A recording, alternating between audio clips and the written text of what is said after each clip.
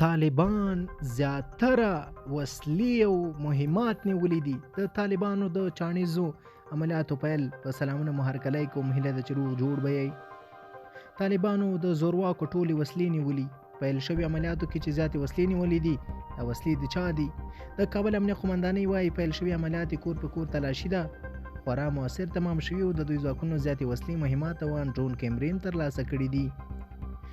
خالد زدران د کابل امنیه قومندانۍ ویان وایي چې په تیرو ورځو کې په زیاته کچه شپږ درنې وسلې له کورونو نیولي. په ورته وخت کې یو شمېر سرچینې هم وایي چې په کورونو کې د تلاشي په پایله کې سلګونه میله وسلې او پوځي تجهیزات د طالبانو لاس ته ورغلي. داسې ویل کېږي چې هېڅ یو کور ته هم بې وسلې نه دی پاتې او کله چې هر کور د طالبان تللي نو حتمي وسله یې ایستلې ده.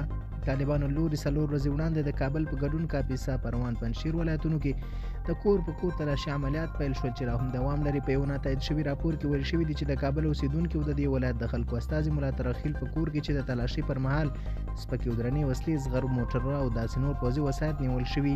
طالبان د هوا په ګرمېدو سره د شمالي ولایتونو د امنیت خرابوالي ته اندېښنه لري او د عملیات ته هم د یو امنیتي چمتووالي پلان پر سترګو ګوري. د طالبانو له لوري د کور په کور تلاشي او شمېر غبرګونونه هم له ځان سره لرل او تازه برټانیا له طالبانو غوښتي چې د عملیات ودروي. پوښتنه دا ده چې دا وسلې د چا دي؟ کله چې جمهوریت وپرځول شول هغه راوروسته د امریکایي وسلو قاچاق په افغانستان کې عادي خبره شو. افغان پاشل شوي پوځ وسلې تر ګاونډیو هیوادونو هم ورسېدي چې په دې مرحله کې د مقاومت لپاره زیاتو کسانو ښایي وسلې پټې کړي او پیرلي وي.